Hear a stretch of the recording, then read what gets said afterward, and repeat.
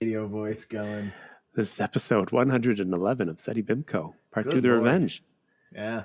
As we continue our tour of the 50 nifty United States. And this week, George wanted to watch 1978's The Evil, representing New Mexico. Yep, not old Mexico. Not old Mexico.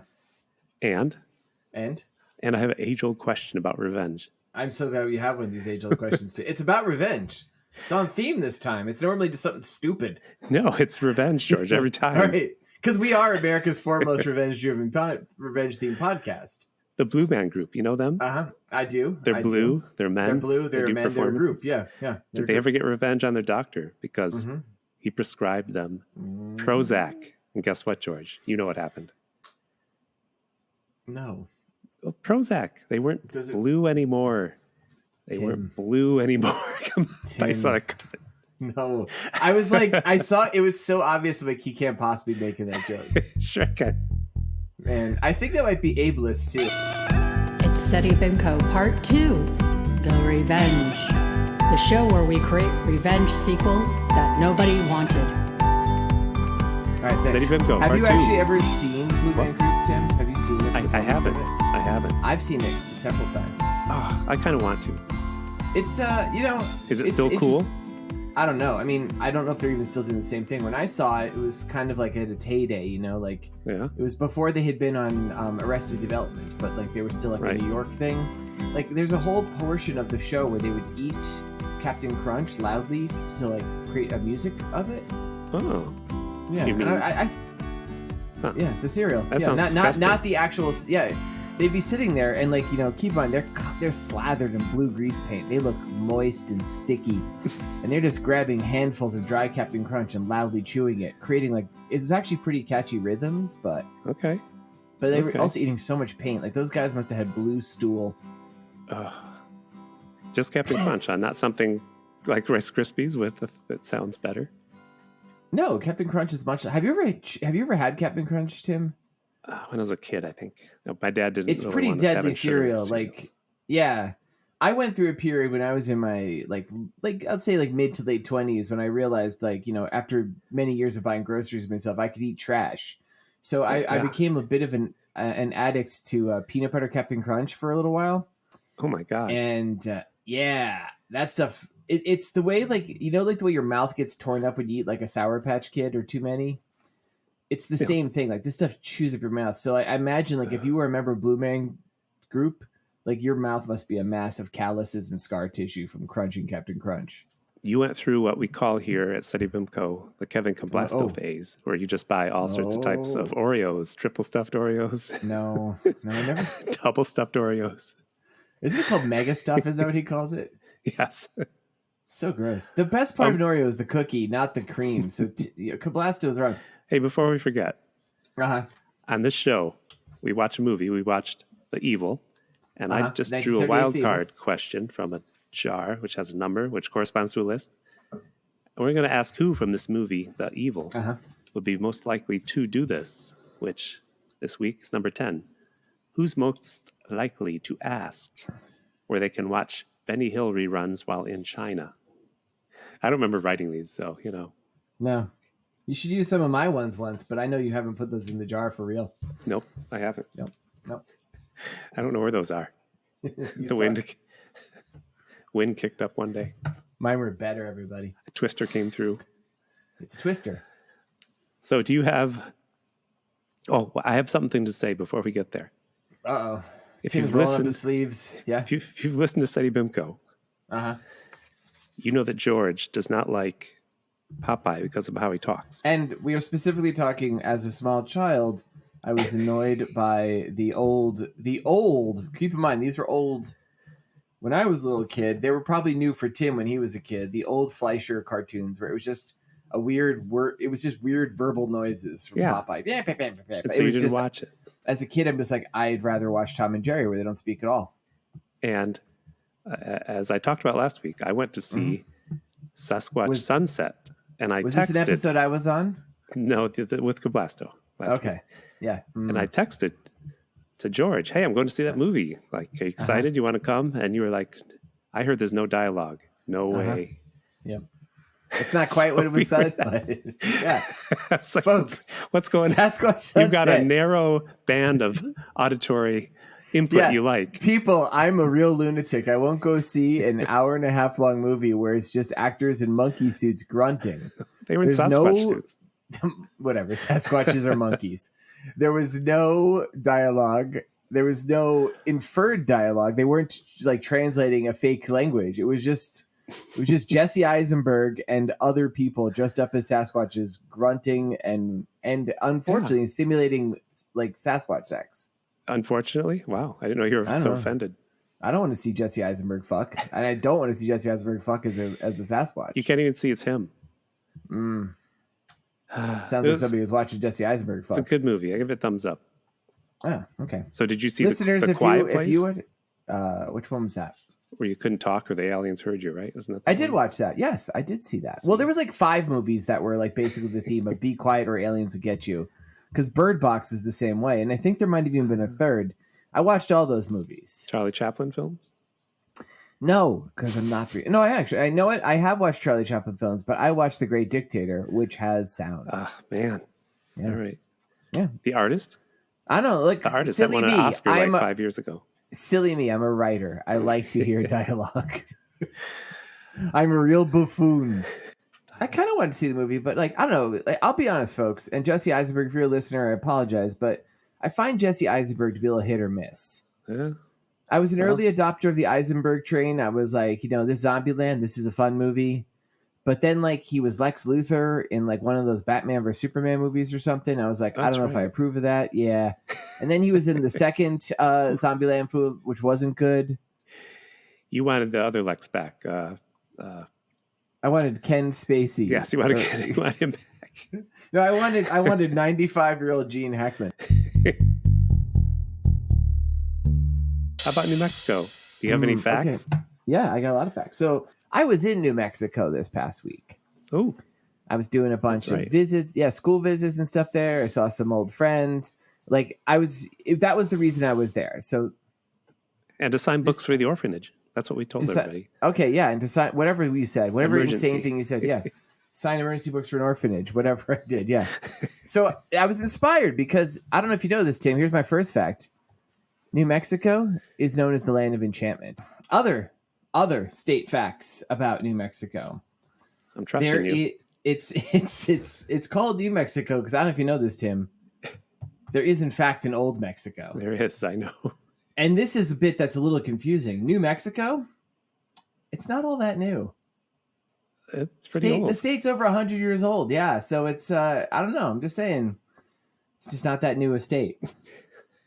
As having just visited New Mexico, I could give you the following population breakdown, like proportionally. Okay. It is 1/4 people who are in meth. What? Man, I that what you saw? You not. Man, I almost in middle of the day in Albuquerque, I feel like there was a moment I nearly got jumped. Wow. And I'm not even lying. Like there's a lot of strung out looking people in New Mexico. However, there's also a lot of really attractive hipster type people. That's another 1/4 of them. Hipsters. Cool looking people that we'd want to hang out with, Tim. And then there's a 1/4 of like literal cowboys and Indians. People who like you're like, what year is this? Like, am I in an old Western? Because they are literal cowboys and Indians. Oh, cowboys and Native Americans, George. No, not in this instance, no, okay. Because we're talking the specific way they look. This is this. Because of course, if we were being totally correct, we'd call them bovine people, not cowboys. Right. Get with the program. And the final 1/4 of the population breakdown of New Mexico, is old hippies. Old hippies. Oh my God! I thought it was a bunch of Sasquatches at first. Wow. But of course, New Mexico is not known for its Sasquatch problems. It is, in fact, the home of Roswell, New Mexico. That's right. Where UFOs crashed, yeah. Were the hipsters from Brooklyn, or were they homegrown? I would say, so from what I've discovered an additional 3 types of people. There were 3 types of people who comprised the population of New Mexico. Homegrown, people who did move there from New York, but they were moved there in the 60s. It seems like in the 60s, all the hippies are like, yo, man, we're going out to New Mexico, man. And then the final 1/3 was people who moved there from Colorado. because they like being up really high. Because the elevation in Mexico, you don't realize this, it's really high. Oh, it's not as high as the Mile High city It's in Colorado? higher. Oh. Colorado, the town hall is, as we know, the third step, 1 mile exactly above sea level. Fucking Santa Fe, Tim, 1.5 miles above sea level. Oof, that's high. That's another place where horses would kick over a fruit stand and cantaloupes would run down. And oranges or whatever the hell you said, whatever Yeah. weird old reference you made. Yeah. Chase. Yeah, and then Harold Lloyd would come out and he'd dance with a broom, maybe. Yeah, and then Charlie Chaplin does his potato dance. And then Fatty Arbuckle kills a small child by sitting on him, right? Yes. Okay. Dark reference. I don't think he killed a child, but anyway. No. I'll tell you, true story.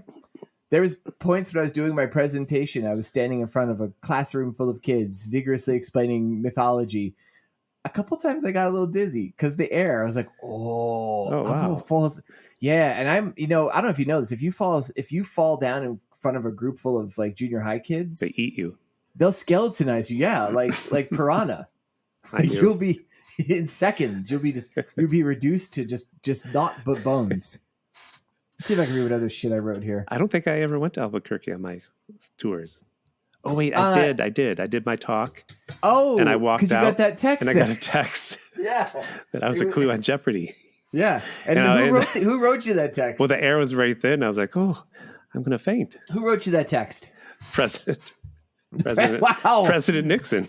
President Nixon. Yeah. That's impressive. If you had said President Roosevelt, that would have been a good segue for a fact about today's movie. Why? Is someone in a wheelchair? No, the other President Roosevelt. Oh, the other one. Oh, the one that rode a bicycle. The one that punched bears. Well, are you done? I want to say the state bird. Did you see the state bird? Roadrunner. The Great Roadrunner. Oh, yeah. It's called the Great Roadrunner. Oh, because Arizona has the kind of meh Roadrunner as its state bird. It trips a lot. It has a hacking cough. Coyote catches it all the time. All the time. Just rips its feathers out. In Albuquerque, that's where Bugs Bunny always took a wrong turn. Oh, I was going to make Albuquerque famed as a place to make wrong left turns. Yes. Yep. All right. Well, we're both old guys. That's all my This facts. is true fact. Santa Fe is the oldest capital city in the entire United States, being founded in limited capacity in 1607 and in a more major capacity by a fucking conquistador in 1609. Ooh. Yeah. How about that? How about that? The movie today was filmed at a place, because we have to always give the actual bona fides of why we're doing this movie. Yeah. It was filmed in New Mexico, the Evil, filmed almost entirely in one location, which was the Montezuma Hotel. Ooh. Which was host to many famous people over the years when it was a resort. It was built atop of actual sulfur springs, which played no part in this movie despite being referenced many times. You thought that would have been a part. I mean, they mentioned the smell, but this one weren't no smell-o-vision. No. And it was Teddy Roosevelt was a guest there. Yep. Mm-hmm. I bet you Mark Twain was too. But Mark Twain was, and Mark Twain was the one who coined Montezuma's Revenge because he ate their chili. But he had left the chili sitting at a room radiator for a few days before he ate it. Sadly. So it went... His white suit was befouled. It's going to make a white suit joke. Who is here, held, and changed. We're talking about the movie? So we did 17 minutes of education. Yeah. Filmed in Montezuma's castle. The movie, 1978, The Evil. Well, directed by Gus Triconis. A Rangoon production. Yeah. Starring Richard Crenna. You know who he is? I knew the name. He's Rambo's boss in the movie. That's it. Oh my goodness, you're right. Yep. He's his commander. What else is he in? Because he had the stink of an old timey actor you would know a lot. Oh, he's just a lot of TV shows. I really didn't. I was like, I'm going to mention this because Joanne Pettit, is that how you say her name? Joanne Pettit, yeah. Did you read what her claim to fame? Her sad claim to fame? Oh no, she was she the professor's girlfriend, or was she Krenna's girlfriend? I'm forgetting, but the actress, she had lunch. Yeah.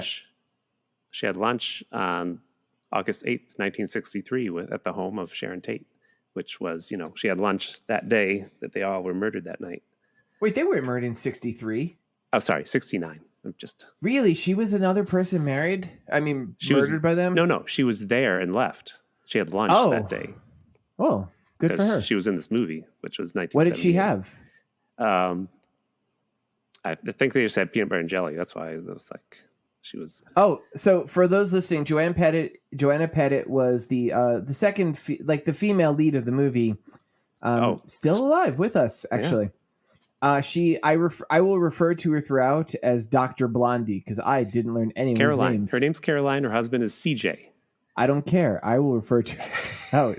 And there's popular Pete the Prankster. Yeah, man, I knew you. That's Tim's avatar. Victor Buono is in it. He plays the devil. He played. Spoilers. Well, you fuck.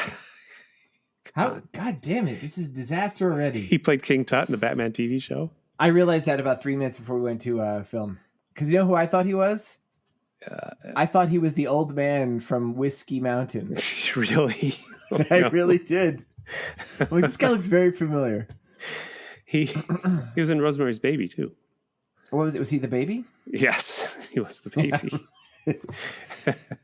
Folks, I'll just go on record since Tim ruined it already. Probably the least physically imposing devil you could ever imagine. If I met the devil like this, first off, I'm not one of those guys who thinks the devil's probably that bad a guy. I think he's got some bad PR going for him. Yeah, because of the Christians. But like, if I was threatened by this guy, I'm pretty sure I could take this guy in a fight. You say that about every villain that we talk about. I always measure myself up against them. All right, so the movie opens up. We see a spooky house. It's I will say this is a competently made film. Yeah, it's a nice house. This is a nice house. It's a nicely shot movie. Got a cross on top. This actually got like a real theatrical release, unlike many Seddy Bimco movies. This verged on the level of being too good for Seddy Bimco. 1 year after Star Wars. So see, people are still going to see Star Wars. Yep. That's probably why it has some of the sound effects from Star Wars. We'll get into that later. Yeah. Yeah, because now I'm giving spoilers, you jerk. There's no spoilers. We start off, that's spoilers. We hear some spooky music, and we see like this like kind of chimney sweep guy. It looks just like Harry Dean Stanton walking across the field. Cleaning up the place.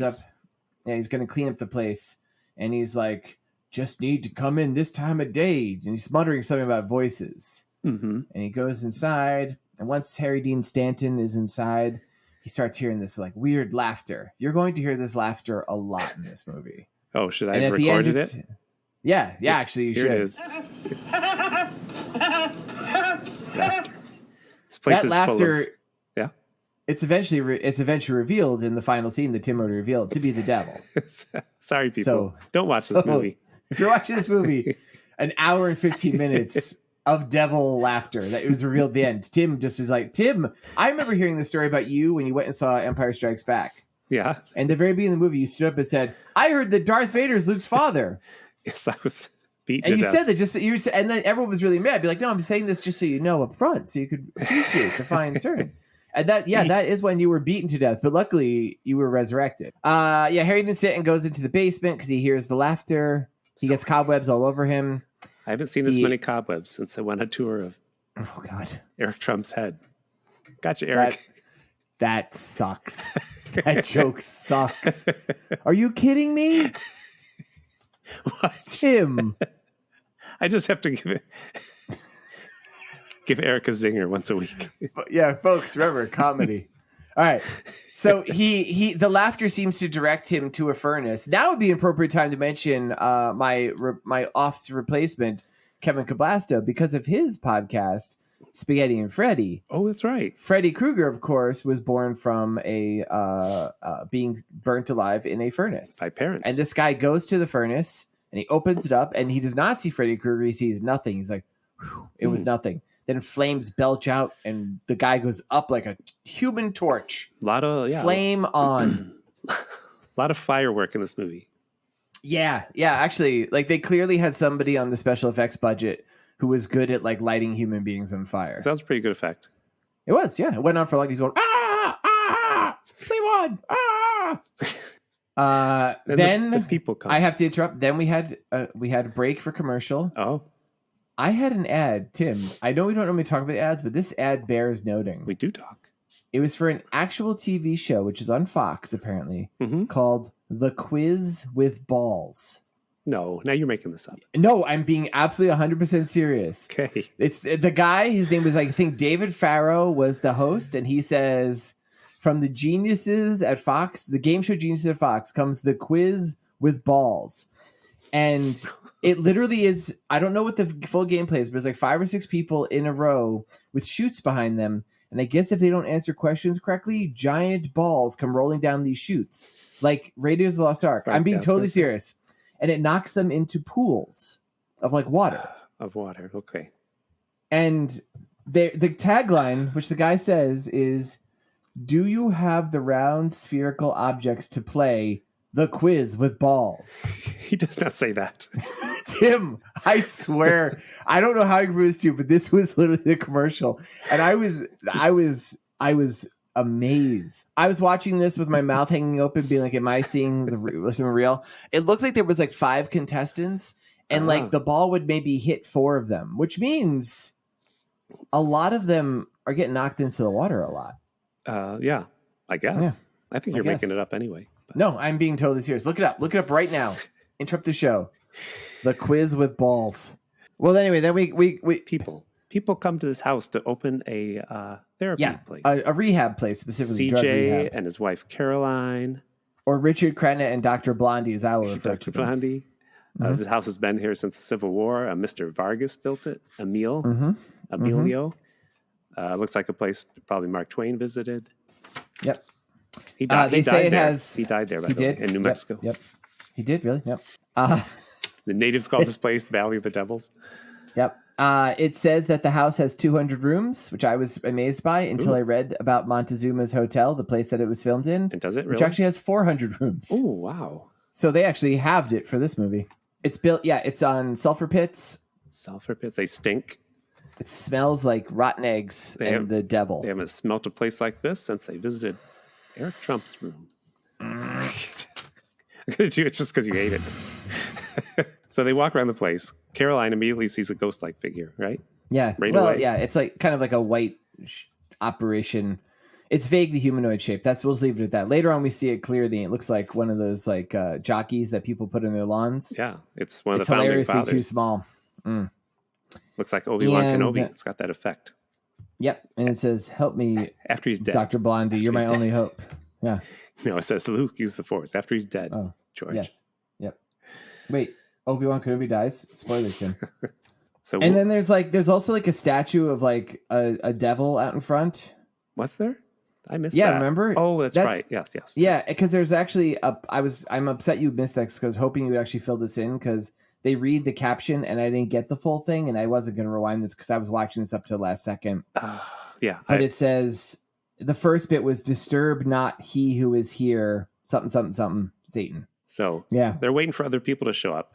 Can we talk about the first person we meet? He's already a scumbag. Oh yeah, he's a teacher. Yep. In college, he's using a laser. They saw Star Wars and they had to put the laser in there. Yeah, that was really weird, right? Like it's just all of a sudden like we cut from like this spookiness and a woman seeing a ghost to like just like a guy burning a piece of paper with a laser. Yes. This guy had some interesting energy. Well, you mean because he's a cool teacher who dates his students? Well, yeah. So, he was just like, first off, do we mention this movie is 70s-tastic? Oh, yeah. He's got buttons up both sides of his pants. Yeah, so many bell bottoms. Everyone's lanky with their hair a bit too long. It's kind of exciting. And he's dating a student that's got a job with him at this new place. He's not too, he's like holding her hand and everything. She tries to kiss him. He's like, hey. Yeah, there's a weird thing. He's like, he literally says like dial it down. Don't be so obvious. Then he like fully just makes out with her like 2 seconds later. I'm like, okay. Anyway, what's going on here? We see this so many in these old movies we watch. I mean, the cops I feel are like they're on the make for college girls.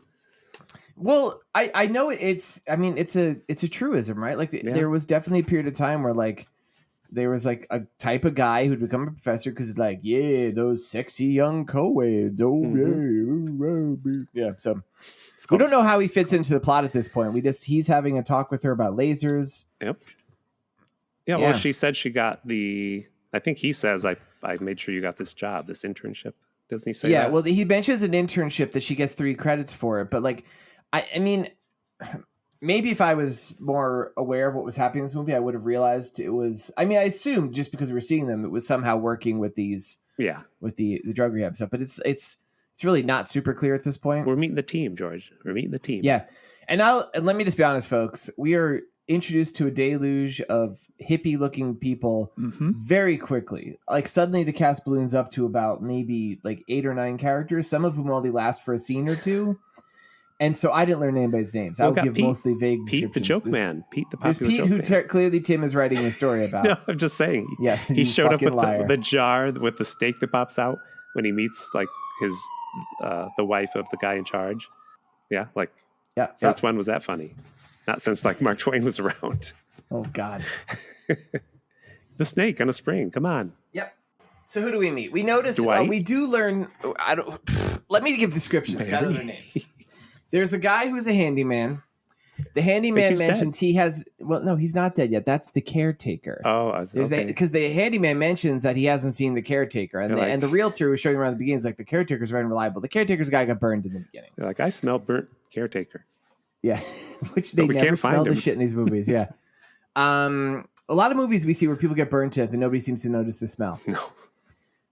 There is the guy that Tim idolizes, the prankster. There is a woman with brown hair who owns a dog named Kaiser. That's right. There is the sleazy professor we saw and his hot young girlfriend, Felicia. We have to mention she's black because of some racist crap that goes down. No, that's not the one I was talking. The professor's girlfriend is not Felicia. Oh no, I'm just saying Felicia is an. Felicia is another person. Yeah. Yes. Felicia, the only black character who we learn used to be a drug addict. That's some of the racist shit. Yep, that's the racist stuff. Yep. What else? Because the woman asked Felicia, I gotta know, how did you get stuck with these people? Did you go see these freckles? How did you get into this program? I was like that. It's like, how did you get into this program? It was clearly racist. How did you get into this? And then she says, well, he used to be a drug addict. She was used to, huh? It was so, yeah. I would have punched her. Would you have? Yeah. How did you get into this program? I will be honest, Tim. No. I interpreted it very different. Okay. I was more like, how? I don't know. Anyway, there's a lot of people there. Right? And they're all at the house. So they talk about repairing the place, basically. And the dog wanders off to the basement. I think he's going to dig up burnt handyman. But he just digs. And then he howls. And they look for him. And I'm already like, no, I don't want to see a dog die. Nope. Luckily, the dog, by the way, just so you can picture the dog, it's a German Shepherd. Very pretty. Yep. Kaiser. Dead now for real, for sure, though. Absolutely. Probably for real. Yep. Kaiser, they go down looking for it. And the lady with brown curly hair, who I guess is his owner. Yeah. She turns a corner and he's there going, grrr, and he attacks her and gives her 2 little tiny scratches on her leg, or her arm. Right. Runs off. And Caroline, the wife of our Dr. Blondie. She feels there's something evil going on, and this is the type of movie where all the men are like, come on, you're overreacting, your female hormones, frightened girls. That's what he says. Yep. She sees a ghost again. She sees the ghost again. This time we see conclusively, because the ghost, like there's like the 3 people doing work, the ghost just kind of wanders amongst them, and she's walking like, nobody else sees the ghost. And nobody else sees the ghost. Only Dr. Blondie Caroline, sees the ghost. For no reason. Why? No, well, they say why later. Oh, do they? I missed it. Yeah. You know why? Why? Krenna says, she goes, why do only I see the ghost? Because only you believe in God. That's right. Yep. There is a great line that we skipped over, where the realtor who is showing them the house is like, if this program is affiliated with some other program, like an organized church. And Krenna goes, well, I regard most organized churches as organized hypocrisy. I missed that. Oh yeah, I wrote that down.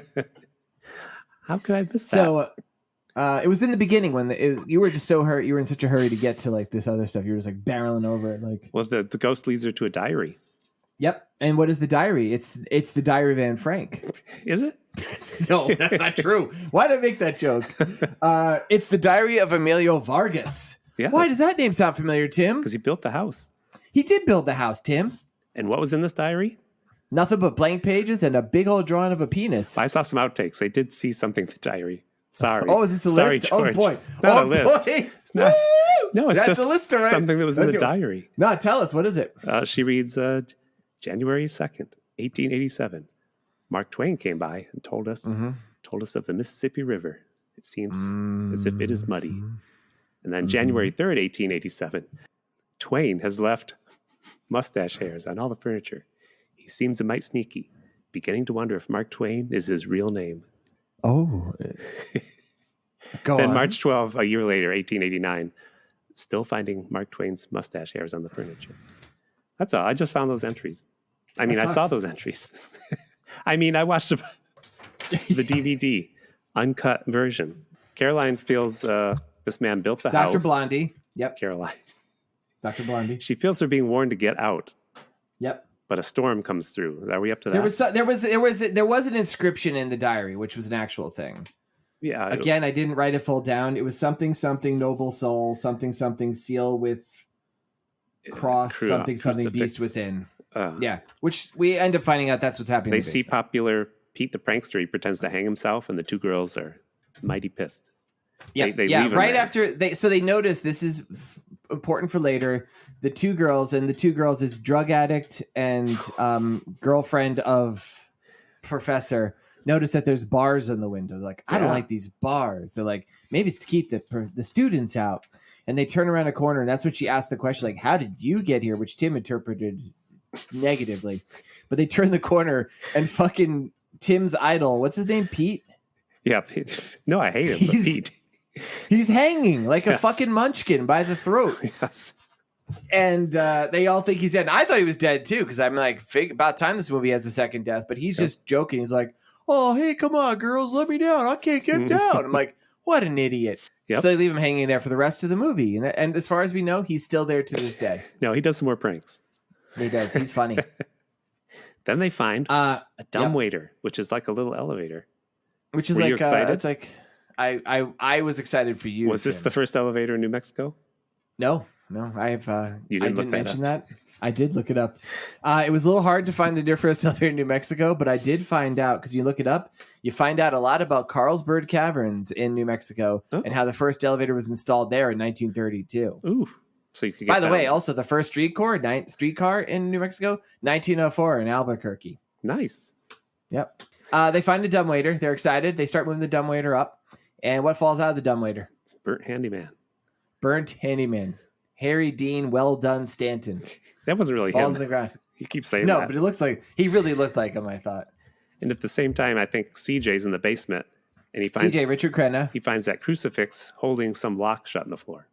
He finds where the dog was digging, and we discovered there's like this weird contraption for it. He pulls it across. He's like, "Oh, what's this? It's a cross!" And he pulls it out, and he's starting to try to open the door. He's pulling up wood and stuff, and then he hears screaming from the ladies finding the fricasseed Harry Dean Stanton upstairs. And then there's an earthquake. He runs upstairs, and as he's running upstairs, man, such an earthquake! Yeah, because we see like the pit. It turns out it's a trapdoor in the floor of the basement. It flings open. Of its own volition, with laughter, and it's and the laughter, fucking laughter. It's shaking like crazy. And as I wrote my notes, hippies throwing themselves against the walls with wild abandon. Because, like, it's like the way in Star Trek, like whenever the ship gets hit, it's just like, all right, guys, pretend you're shaking. These actors, I got to give them props. These people are throwing themselves. They were. Felicity, the drug addict lady, she threw herself down the stairs. Yeah. And did you see what happened to popular prankster Pete, though? Did you notice? I rewound it. No, what happened? He fell right on the burnt handyman. Ew. Face first. No, really? Did he kiss him? Yes. And when he pulled up, was the burnt handyman's lip stuck to his lip? And he goes, tastes like bacon. Yes, it was funny. Then we see all the doors, all the windows slamming shut in the building. And the hippies start kicking the walls with wild abandon, which I also enjoyed. And then the handyman guy... The only guy who apparently has any sort of business being anything in here, because the rest of these guys are just college boobs. Yep. A power wire sneaks down from the ceiling. That's right. And kind of wraps around him and electrocutes him and fries him. That's right. Yeah. I forgot about that. He was dressed in black. I thought he was a roadie. Cool guy? Yeah, roadie. He was a roadie, yeah, because Metallica was coming through. I thought so. He's like, I got to get these speakers set up or Lars Ulrich will castrate me. It's a deep cut. Is it? No, Tim.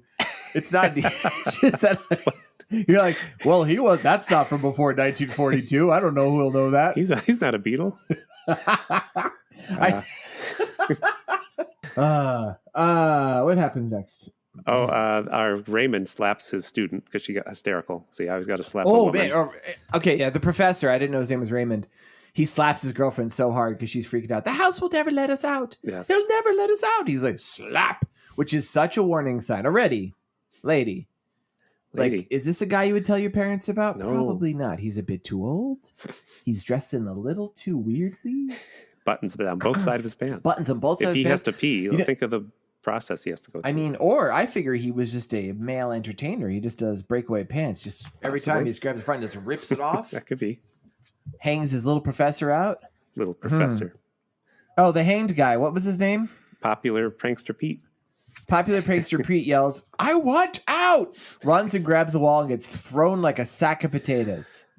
Then they take a folding table and throw it against the windows. They won't break. Nope. And they're like, well, I guess we're stuck here forever. And then Blondie's like, it's the diary. Yep. Because Caroline. And she talks about the diary, and she goes, I saw something in the diary. And Tim, this is my list. Oh, you got a list? I got a fucking list. Cue Tim. the list music. Oh, there's list music now? You didn't hear it yet? Is this only? No, it's just for Kevin Cablasto. Nope, it's from Destroyer. All right, so this is what Blondie saw in the diary. She saw fire and she saw rain. Okay. Yep. She saw dead people. Oh. Yep. She sees dead people. Yep. Yeah. Is that from Star Wars? Yeah. No, yeah, from Star Wars. Because he sees Obi-Wan. He's dead. She sees seashells by the seashore. Yep. It's good, right? It is. I like the list. Yep. I love lists. I actually can't read my last handwriting here. She. Oh, and she says, I see. Oh, it's cold in here. Icy cold. That's a good one. That's the one you laugh at. Oh. Yes. I laugh at all of them. Yep. Deep in my heart, I'm laughing. That's in my heart. I'm laughing. Oh, Tim, if your heart's laughing, that's probably arrhythmia. You should get that checked out. That's not good. Cut to drug lady who has been laying down since she face planted down the stairs. Yeah, more racist. And she wakes up. Yep, she wakes up and she's being attacked by invisible force. This was pretty effective. Her acting here. Yeah. It was like it really seems she's being pulled around. And then the invisible force pulls off her clothes, so she's just in her underwear. Yep. And then the other people, after a very long time of her screaming, they finally hear her screaming. They run upstairs, and she's like there, like on the bed in her underwear, screaming, being like slapped by an invisible force. And you actually hear where the ladies go, she just had a nightmare. I'm like, lady. She ripped her clothes off. She's wearing the tatters of her clothing. You've seen a guy be electrocuted. You found a body in the dumbwaiter. All the doors and windows have magically sealed shut. You can't break glass. Maybe it's more than a nightmare. I thought this was going to turn ugly, and they're just going to think she was like on the horse again. I honestly thought because they did that, I thought they were going to go that too. Like I thought the ghost or whatever the thing was, turns out Satan was going to like make her do drugs again or something. Yep. And I feel like in some level the movie that was an idea. And as they're filming this, they're like, we have too many characters we have to get through. Right. Fuck this shit. Just pull her clothes off. We want to see some underwear. And to be clear, there's Satan and there is a ghost also. Oh, you're right. Yeah. But Satan was the one ripping clothes off. Yeah, he's going, yeah, we see some boobs. That's Satan. That's guys, what Satan is like. Or stay if you away prefer, from that was Kevin Cablasto. Or Kevin Cablasto. Kevin Cablasto, always looking for the boobs. He's looking for Oreos. And then, he knows she's got them. I think that's racist, we just said. No. Then we hear a flapping door, and Richard Crenna looks up and goes, the door to the outside is open. We didn't mention this. There's like a veranda thing on the roof. Yeah, like a porch. So Richard Crenna and Tim's favorite character, I think it's called a crescenda. Is that what it's called? Is it? A roof porch? A crescenda? Is it? Am I saying that right? Not crescendo. That's music. I don't know. Let's look it up. Crescenda. No one wants to hear us look up. I'm going to go to the window where I looked up the Quiz with Balls TV series 2024. You go a use quiz Google. competition with physical challenges. Yeah. Folks, that's actually worth mentioning. Tim doesn't use Google. He is an Ask Jeeves man or nothing. I stay away from the Google. So Richard Crenna and the prankster Pete run up onto the roof. It's during a crazy lightning storm. Yeah. And they're up there. So they're actually outside, but they're still on top of the house. Mm-hmm. And Richard Crenna's like, let's go get some cable and we could rappel down. and he's gonna rappel down, and Pete's like, Professor, don't do it. He's like, I have to. It's my responsibility. And Pete's like, Professor, you got fat. Yeah. You're a big old tubby goo. He's also, I should mention, he didn't seem fat. He seemed like he's in pretty good shape for an older guy. I know. He's not even that old. Probably younger than Tim and I right now. Professor, you eat like Oreos every day for lunch. Professor, you got a real, what we call a cablasto physique.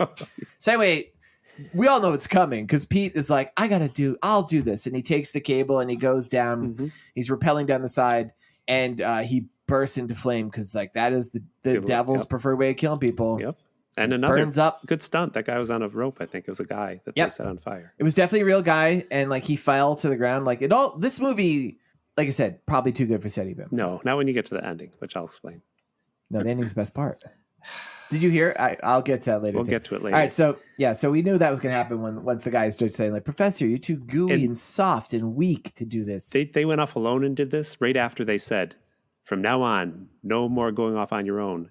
And immediately they just go off on their own again. It's because he didn't want to give it. He says he doesn't want to give everybody's hopes up. He's like, should we really? get everybody else? He's like, let's see if I can. No, the professor literally is like, because I think not Professor Richard Crenna. I think he had a theory, a plan. He's like, we'll see if I get down first. Yes. And if I do, then you get everybody else. He's like, he was going to get out of there and be like, fuck you all. He was. Yeah. Set fire to the house and run away. There's something about the generator. It's working. They're upset. They're happy about that. I forget why. I think they just for lights, I guess. They never eat. Well, there's no food. It's only one night. Oh, okay. But they do at one point while he's on the roof, Crenna notices that and he mentions when he drove up before that the whole place is filled with lightning rods. It's during a crazy storm. Mm-hmm. I think maybe like they're gonna use the generator with the lightning rods to melt the bars outside the window. Right away, they don't do that yet. Terrible idea. Yeah, it's like, set fire to the whole house you're in that you're trapped in. That's probably good. Before you get that, you want to mention Raymond, right? I don't know who Raymond is. Is he the professor? He's the guy who's trying to cut through the door, and he just decides. Well, first there's a little bit of character development thing where Raymond's talking like he's like basically the theme of this movie is Richard Crenna can't accept that there's mystical stuff happening. There's a lot of scenes with him and Dr. Blondie where Blondie's like, this is a ghost, and he's like, you're crazy. And even though after like popular prankster Pete bursts into flame, he's like, he must have been hit by lightning, which makes sense. Yep. But like the professor's like, I believe that it's you have to accept it's something more. Mm-hmm. And he goes after the professor. He's like, you and your case of imagination. And the professor's like, you know where I get my imagination from? 5 years in your class listening to you. Which I'm like, that's where we learned that's their relationship. But then they try to use a buzzsaw to cut out the door. And the buzzsaw cuts it. Just the door's like it petrified. They say it's just they go. Yeah. Oh, this couple, CJ and Blondie. Mm-hmm. They're like Richard Crenna and Dr. Blondie. They're like the Lockhorns. Just imagine the Lockhorns. Okay. Yep. They have Richard Crenna has jagged lips. He's always drunk. He's always talking about always God. Flirting with young women he's always talking about God. Wait, what? Different Lockhorns. Well, something happens. He's called away for a little bit. And he's doing something. Mm-hmm. I think he's having a talk with Doctor whatever. And they come back and we see a kind of weird close up on the professor guy's face. I'm like, that guy's definitely cutting his hand off. And we come in, he's cutting it. He's like, he's ensorcelled and he's cutting his hand off. I'm like, oh. That is that. Then does the dog appear again after this? Yeah. Well, the professor saws his hand and at the same time, they wrap him up. Then all of a sudden the dog chases his owner who is late with her hair. She falls off a balcony and dies. So does the dog. Do we see the dog die? Yes, it's a very bad dummy. Oh, I didn't even notice that part because I was like the whole time expecting the dog to pop up again. I've had here dog dies, sad emoji, and he was barking. That sounded like TIE fighters, right? Did you hear that? Yes. Well, exactly. And Tim, I looked up because it occurred to me. I'm like, TIE fighters aren't a real thing. No. Do you know what TIE fighter noise comes from? I saw the TV special when I was young, but I can't remember. Do you remember what it was? Was it hitting a cable wire? No, that was the lasers. Ah. TIE fighters, as it turns out, is a combination of an elephant and cars driving through puddles. Ooh, puddles. Yeah. Wow. Yeah. Interesting. Isn't that weird? Yeah. Yeah. So that's the noise that this dog makes. It's literally the noise of like the TIE fighters shooting down the canyons of Death Star. Like the... It's like, wow, that's pretty weird. So you mentioned CJ. arguing that CJ is Richard Crenna. he's the guy in charge who can't accept supernatural stuff. Well, here is my actual list. I see it's amazing. Okay, all right. So CJ, he can't accept that something supernatural is happening in this house. So I have a list of other things he can't accept. He just can't accept. So he also can't accept that the Empire would build a Death Star with such an obvious flaw, like an unguarded vent that you can shoot a torpedo into. Yes, George? Oh, well, obviously, Tim, somebody never saw Rogue One, where we learned that Galen Erso purposely put that there as something so that people could destroy the Death Star. Oh. Yeah. Well, this was 1978. He didn't know that yet. Yeah, well, maybe he wrote Rogue One. Other things he can't accept? He can't accept that the Death Star needed to compact their garbage. Don't they just toss it into space? Like, who cares if it's compacted? They blew up planets. That's a good point. Got you there. That one, yeah. And the last one, he can't accept the fact that the movie Corvette Summer, starring Mark Hamill, wasn't a bigger success because he really liked that movie. That's where I've never seen that movie, but I do know that's where Mark Hamill got his face fucked up. Oh, really? I heard he was I didn't know that. Yeah, there was a car accident, and then that's why Empire opens up with the Wampa tearing his face off. Yep, I heard that. Yep. You never saw that movie? Okay. No. Nope. Nope. Never saw that movie. When I was watching, it was called the Star Corvette Summer. I was watching the Zapruder film. Yes. Yeah, my mom came in and said, "Turn this channel to something better," and she turned it to a documentary about Lincoln. And then she's like, "Whoa, not that." Because your mom hated Lincoln. She's no, because that's another president who got shot in the head. Didn't want me to see that film that they just discovered. Anyway, and then she put on who else got shot in the head, Tim? Then she made you watch the movie Sniper. Then we probably someone gets shot in the head there. No, we turned it to TV's practical jokes and bloopers, and we saw outtakes of the Zapruder film. You know. All right. I'm trying to read what I wrote here. Oh. He jumps out. He gets out the window. He jumps through the window. Raymond, right? Is that what you're trying to say? We're nowhere near that yet. No, good Lord. We haven't even gotten to the lightning yet. No. Oh, my God. The ghost appears. The ghost appears. It looks like a little lawn jockey. It is. And he's so small. It's like a hilarious special effect that didn't quite work. He's one of the founding fathers, George. They were hobbits. The founding fathers. He wasn't a founding father. It was during the Civil War. Well, founding father's son. He was a little bit taller than a hobbit. You suck. No. So anyway, the ghost shows her the cross, like the Dr. Blondie, because she's the only one who believes in God and you can talk to her. So they go to look at the diary again. Well, he's mad. Yeah, they do. He's like, I will be honest. I actually walked away briefly during this part, so there's some stuff I missed. George, he says, "I told my slave to put that cross into the lock in the basement, and you idiots have taken it out." That's what he said. And they have to run to look at the diary again. Like, hey, we found some more entries. Yep. March 24th. Oh, God. Are you really going to, after you did that abortion of a first list, you're going to have another secret list? No, this is what was in the diary. 1859. Yeah. Lincoln came by. He did his bit where he pretends to leave his top hat behind so he can come back and have seconds on dessert. 1874. I visited the big city. I saw a new contraption called a trolley car. It was running up and down Main Street. And I also saw the new hospital wing where they treat people who get run over by trolley cars. But Tim, what big city is this? Because we established that the first trolley car was in Albuquerque in 1904. Where did this person go in 1879? Your list is a lie. Oh, and one more. The Mark Twain came back by and he did his Grover Cleveland impersonation. That's it. That was good. Tim. That was good. You still got it. Then the diary catches fire, right? Maybe I missed this part. I did walk away for a few moments. It wasn't long, but it seemed like stuff's happened because they come back and it seems like the plan to use lightning and electricity to melt the bars is in effect. Yeah, everything goes wrong. And this is funny scene. So because we've lost a lot of characters at this point, we're down to the professor, the professor's young girlfriend, the former drug addict lady, Dr. Blondie, and Richard Crenna. Yeah. Dr. Blondie and Richard Crenna are off dealing with ghost shit. So it's the other three. They have the generator and the lightning is turned up to the bars, which I just realized, Tim, this is why they showed that laser thing before, because this guy has the ability to make this stuff. Yeah. True. And the bars start burning, and they're like, oh boy. And meanwhile, a dude dressed in black who's supposed to be like, I guess, a shadowy presence, but it's just a guy wearing a black suit, head to toe, grabs the girlfriend and drags her away into darkness. Right. Yes. And the professor sees it. He's like, oh, and he runs up there. We hear him go, He gets flying out of the room. He runs, but he does not. He no longer tries to save her. That's the last we see of her. Yes. She's dead. Yes. Dragged off by a monster. He runs back in the room where the drug addict lady is, who's melting the windows, says nothing about what happened to her. No. And he's watching and he's talking like, yeah, it's working. It's working. I'm like, you just got beaten up by a monster and saw your girlfriend get caught. You don't give a shit. Nope. And the drug addict lady's there, and suddenly, because like this is where they've been stacking all the bodies. Right, all the bodies. Suddenly, the dead dog lady sits up, and she goes, oh, and she backs into the window, gets electrocuted, and bursts into flame. That's like third person to go flambe. The professor sees that too, and he's like, well, who cares? A hole gets burned in the window. Finally, right. He jumps out, looking resplendent in his 70s outfit. Mm-hmm. He's in the rain. He goes, I'm free. I'm free. And Pete, we forgot an important scene. And Pete is not on the sidewalk. What happened to Pete that burned up?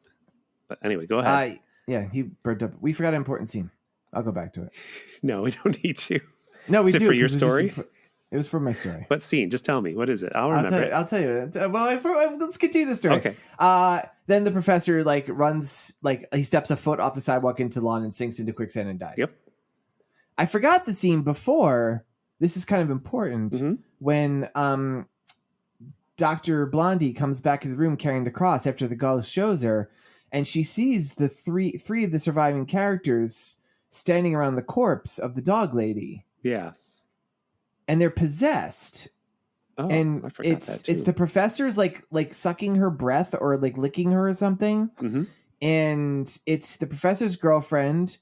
And it's Richard Crenna, and Richard Crenna looks like the shittiest werewolf. Oh wow! Do you remember this?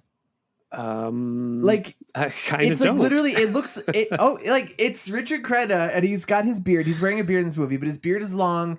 They put dirt on his face. He looks like the werewolf from that shitty Spanish werewolf movie we watched. Oh yeah, the werewolf in the Yeti. He looks like that. And she sees him, and she comes with the cross and holds up the cross, and they get blown by wind to the walls. And he sees himself in the mirror, and he goes, God help me! And the mirror shatters. And that's the part where he kind of realizes what's really going on. So it's like a major part, also because of the werewolf. Right. So now everyone's dead, except for Richard Crenna and Dr. Blondie. Yep. And they realize they got to go to the basement, seal up the floor, just like John Wayne Gacy. Just like John... Like famous basement aficionado, John Wayne Gacy. Yes, he knew about basements. So they try to get to the basement. There's big wind fighting him. Richard Crenna smacks the door with the cross a few times, and the door flies open. Then they get sucked into the basement. They get sucked into the hole. Uh-huh. There's all tunnels under there. So far, this has been much like The Shining. It's just like The Shining, yeah. Scatman Crothers comes out. They hit him with an axe. All his blood comes out. He goes, "It's The Shining, boy." Yep. Then he chases Danny through a hedge maze and freezes to death. No, yep. I'm just saying it's like The Shining, but not. It's exactly like The Shining. They end up. Shelley Duvall's there, and she goes, "Oh, Popeye." Yep. Does she sing "I Love You"? I love you. She sings "He's large." Oh, that song's great. I know. He loves me. He loves me. He loves me. He loves me. I got it wrong. Me. Yeah, you got it wrong. So wrong. So much for the Popeye fan, everybody. I like Popeye. Tim Hamilton, I like false Popeye more than prophet. No, I love that movie. I've seen it like 12 times. But I like Popeye more than you. The comic, cartoon. Yeah. The movie. What does EC Cigar stand for? His name. Yeah, what's the EC stand for? Educational Comics. Everyone cuddles. Really? You could be making Everyone that up. cuddles cigar. Everyone cuddles cigar. Ooh. It was a statement. That is It was like the way LL Cool J is ladies love Cool J. That is a statement. It was yep. They go in there, they're wandering around. Is it a white room? Are we there? Or there's a white room, and in the white room is the devil. Victor Bruno. So you think this is good? I think this is like two different movies. A movie where there's creepy stuff in the house, and a TV episode where the devil, here he is in a white suit. It was I was pretty surprised when it happened. Yeah. I enjoyed it, but it was I'm like, that's not what I was expecting. Because up until this point, it has been creepy, unseen presences, or if we see stuff we're not really meant to see it. And like he's sitting there. He's dressed like Mark Twain. He's in a white suit. He's on like a chair. It's this white room. Victor Boyd. He looks like the guy from Whiskey Mountain. He's just got a beard. He's a famous actor. His dad was sent to prison for bird smuggling. I read that about his dad. I enjoyed that. Like your two statements. That was he's a famous actor. He is. Like that was one paragraph. He's a famous actor. His dad was sent to prison for bird smuggling. Like all famous actors' dads are. Robert Redford's dad, he was sent to prison for smuggling a bird in his pants. Really? A lot of people know that. Yeah. You're just making that up. Yeah. No, Meryl Streep, her dad was sent to prison for smuggling Big Bird onto Sesame Street. Ooh. Yeah. Tom Jones, he was sent to prison for smuggling. Tom Jones, not an actor, a singer. Smuggling a lot of Why Tom Jones? packages of socks in his pants. He was smuggling. Ooh, I see what you're saying there. Folks, people, you should know Tim is very jealous of Tom Jones because Miss Lee is a big fan. Right. And every time he comes up, he's like, he just sticks socks there. That's what I tell her. It's not real. It's not real, Miss Lee. She just waves her hand dismissively at him and goes back to listening to It's Not Unusual. So, yeah, the devil, he's saying stuff like, yeah, you people, you still haven't figured this out. You're so amusing, blah, blah, blah. His eyebrows get pretty big for a second. He gets some real eyebrows. They never explain why is he free to leave anywhere? He seems to be like stuck at this house. I'm like, why are you sitting here? You're free. Also, is he like the big capital D devil? Like this is Lucifer Morningstar. Like Can't this be. is where the guy's been all the time. He's locked in a fucking house in New Mexico. Can't be. He's like, he's also, it turns out the cross really fucks him up because he's like, I love this line. He goes, you have some value to me. You have what we call a will, often misdirected and misguided, but I need you to destroy that piece of excrement called the cross. I'm like, ooh, piece of excrement. That's a good impersonation Calls it holy of excrement. Thank King you. Tut. I sound just like King Tut. Yes. And Batman TV show.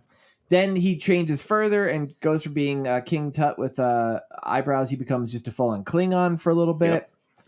And then all of a sudden Blondie stabs him with the cross. Yeah, he's like, where's the cross? Give me the cross. And he doesn't know that she's there in the whole fog. time.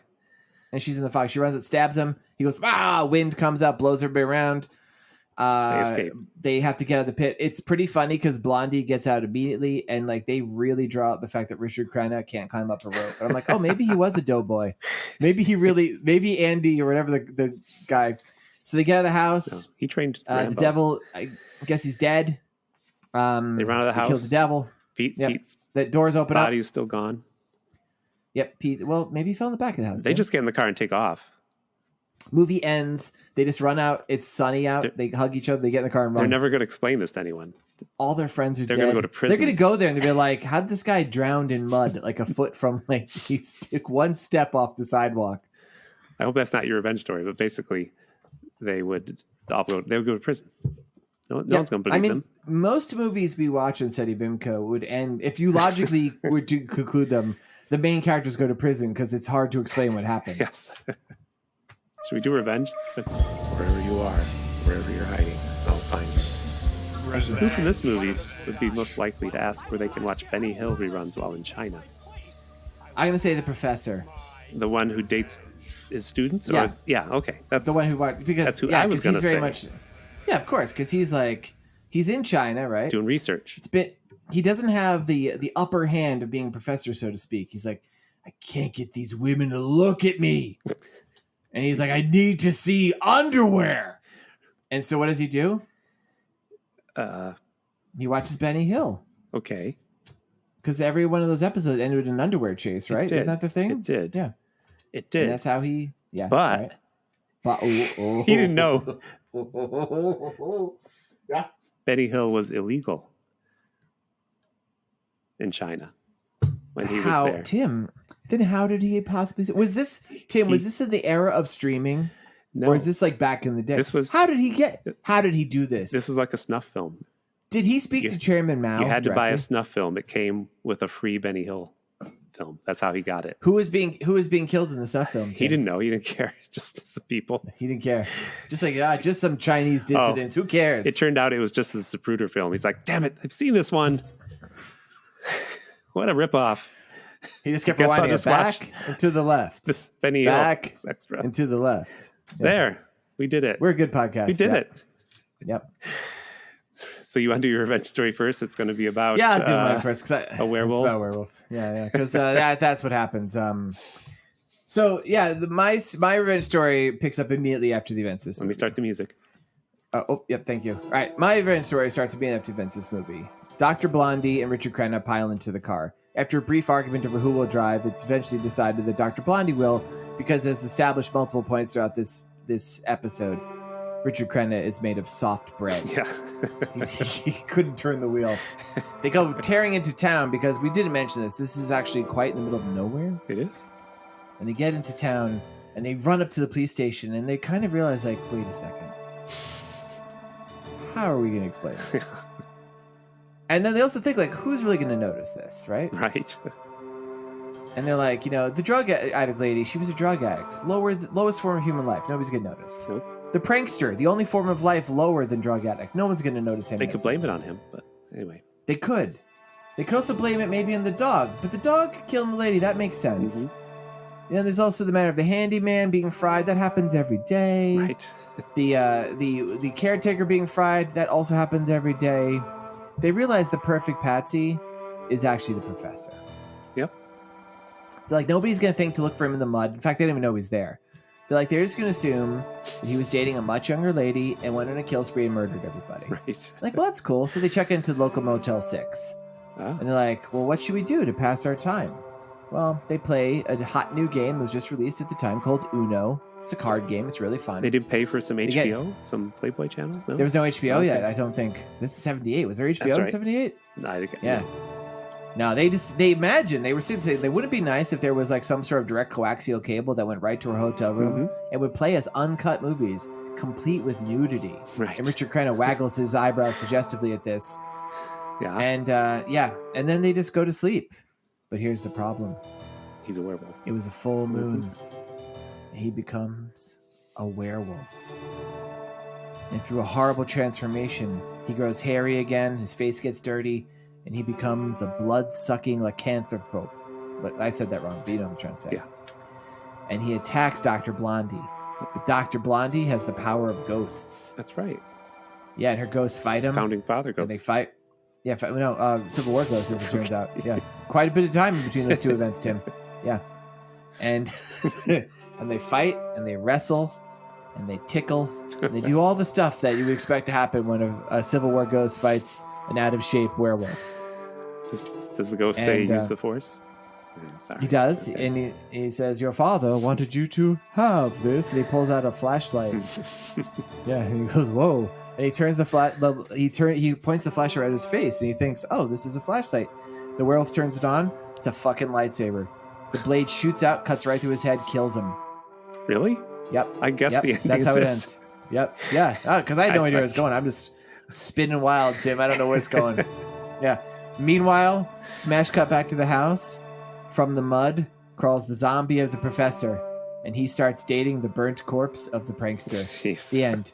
Yep. That was a good one. That was a good one. It sucked. I just had to bring some historical figures in there. Yep. Lee. And Batman. General Lee. Batman was there, and interesting. The team goes right for the Confederacy, isn't it? He would fight the werewolf, maybe. Was President Jefferson Davis there too? Yes, the he was Confederate there. president. Yeah, yeah. Mm-hmm. Who else, Tim? Sir Frederick Bartholomew. End it. Stop the music. Right. No. Your turn, Mark Twain, Tim. Read whatever you wrote in a drug haze 3 days ago. Start the music. So, Peter wasn't there when they walked out. Peter's dead body was gone. You know why? Yeah, because he fell at the other side of the house, because the house had 200 rooms. It was enormous. You don't see everything when you first walk through the door. Nope. But what? You're right. He wanted to get out of there and just take off. And he made a deal with the devil we didn't see. Devil said, was it to dance? You can go on. Did you ever dance in the pale moonlight? He did. Oh, shit. Oh, wow. He said, you can go on to be a great trickster, but you would owe me one day. So, thus Pete, he pulled off a great trick when he climbed out of the building, and he pretended to catch on fire. But he just ran off and left his friends to die. How did he do that? Was it did he just take his clothes off and burn his clothes? Yeah, his fans. Was Pete naked? He ran off naked. Can you describe what it looked like? The devil gave him these. Well, he had that V-shaped hairy chest, like in Valley Girl, like Nicolas Cage. Nicolas Cage. Okay. In Valley Girl, Nicolas Cage has like a upside down triangle chest hair. So that was the chest hair on our Pete as he ran off. Okay. He's a trickster, so he also had like W's on each butt cheek. So when he bent over, it said "wow" and stuff. You know, all the typical prankster Pete stuff that he would do. Come on, this story is so short, and you're just dragging it out. Well, somebody's gotta. Wow, he does have a really thick patch of V. That's weird. Oh, you looking at that? I looked that up. So Pete, he becomes a great and popular trickster. He's known as Popular Pete the Trickster. He entertained at grand parties in Hollywood, which were all Star Wars themed, as he was not Popular Prankster Pete, which would have been alliterative. Yeah, Popular Prankster Treat. Oh my God! Don't mess me up. You can't say. He entertained at grand parties in Hollywood, which were all Star Wars themed, because that was his favorite movie. Because he was a Jawa. Yep. He entertained Amy Carter's birthday, which was Star Wars themed. That was Jimmy Carter's daughter, president of That's the also day. the last president you acknowledge. Yes. Yep. He entertained Queen Elizabeth with Empire jokes. You know, all those empire building Brits and stuff. He had bad jokes. I get it. Yeah, these are he sucks. He made a guest appearance on Mork and Mindy, and then 1980 came around, and Pete was standing in line to see a movie he'd been waiting quite a while to see. It's called Oh my God, Empire Strikes Back. Was little Tim in the audience yelling to everybody? Yes. I hear Darth Vader is his father. Just so you know, I was there. Spoilers, just so you can be prepared. They murdered me already. And they murdered you, and you were reborn on the third day because you're Jesus. Who should he see? And who should see him but CJ? You know, our one survivor in the movie with his wife, Richard Crenna. Richard Crenna. With Dr. Blondie. One of only two people that survived that evil house. And CJ confronts him, and as he sees him in the news, and asks him like, "How the hell did you escape? And you left us all behind to die and burn to death." And Pete reluctantly tells him he made a deal with the devil and ran away. So CJ is furious, and he looks at the line and he says, "Oh, in line to see Empire Strikes Back, eh? Well, I'll get my revenge on you."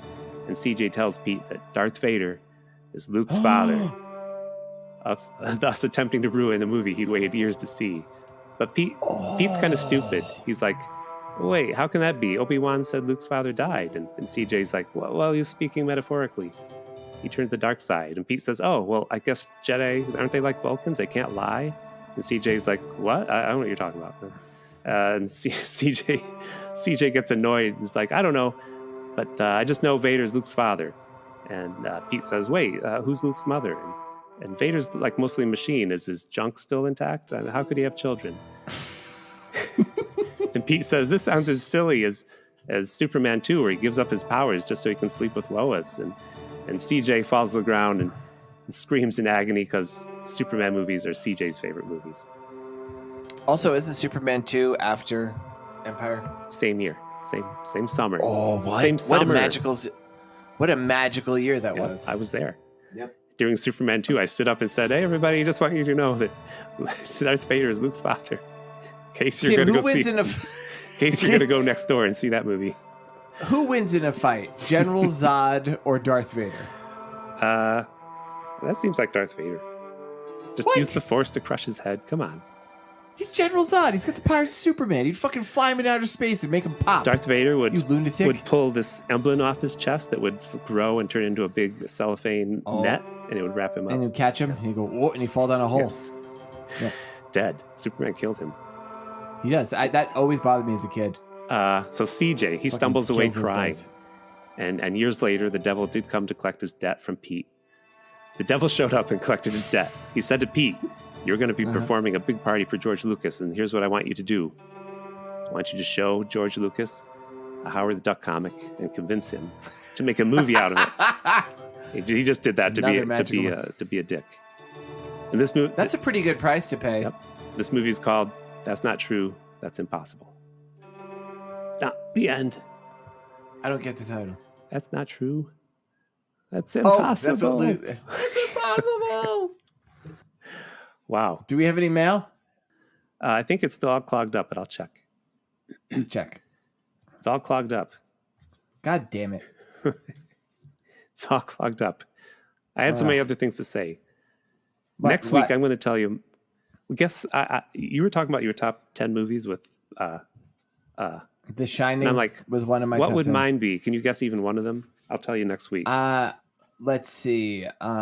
Birth of a Nation by D.W. Griffith. You're right. Yep. You've never seen it because there's no sound. Yep. Also, it's horrendously racist. That's right. You've never seen the Zapruder film. No sound. Wow. Yep. No. Well, next. Can I think of one film that you would be in your top? Yeah. That is a good question, Tim. I don't know what I did with my list. I'm going to say Muppet movie. You say that, and I think it should be, but I didn't write it down as the top 10. Okay. But all right. Should we do that next week? Should we do our top 10? Should we actually compile a top 10 list? yeah, I did. I'll do it next week because we ran out of time. Folks, you should write in too. If you have a top 10 list of your favorite movies, write into Seddy Bimco at the end at gmail.com. Yeah. If we read yours on the air, it'll help us fill a few precious moments of our rapidly fleeting lifespan. You won't have to hear me You won't have to hear Tim make another list. do whatever the hell Tim is doing with his lists. So next week, Yep. I should have done this back to back, George. I have a list here of different movies to pick. I noticed on our states we did list, you've called a few. Well, remember South Carolina? We went to South Carolina for... Yep. No, North Carolina, sorry. We went there for Whiskey Mountain. Yes. And then South Carolina, you wrote, Tim got a good one for this. We're going to go to South Carolina next week. I should have done them right. back to back. So North Carolina What's the movie? was Whiskey Mountain. Guess what South Carolina is? Gin Mountain. No, Gin Hill. Well, close. It's Moonshine really? Mountain. Oh, no. Moonshine Mountain. Where can we see this masterpiece? Tubi. Tubi. I hope it is just like the other one, but it's just like instead of like looking for like they're looking for Civil War era muskets. Oh, that's exactly what happens. It's sadly it's more about a musician coming back, gets involved with a feud. And everybody, listen to Friday Trolley Follies every Wednesday.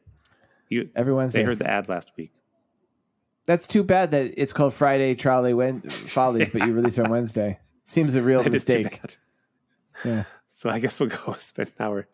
We'll go.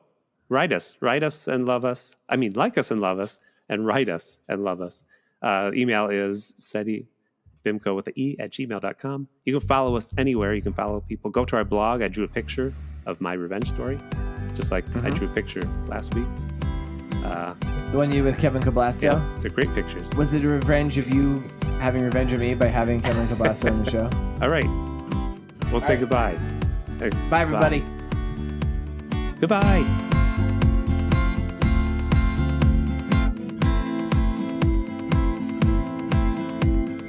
This has been a Pity Party Line production. Party line, it's a party line. The wire caught fire, George? This This is my list. Oh, Tim's list, everybody. Because- Start the special Tim's list music you just wrote. Reasons that wire could have caught fire because it just suddenly caught fire. Was it because a representative was engaged in the government for hiring a combat site? Yes, true. Yes, all right. Wow. Number one. Number two. Uh-huh. The house was so old it was still using that dangerous DC current just the way Edison installed it. Everybody, topical. AC current is the safe current. DC, no. And AC stands for what, Tim? Alternating current. And DC stands for what, Tim? Detective Comics. Disingenuous current. Yeah, Detective District of Comics. Columbia. Other things. Ow. The other reason it could have caught fire was because popular Pete the Prankster, he was practicing his fire-eating trick just before this. What? And was still... Oh. Everybody, this is Tim reacting to something he wrote himself in a drug haze.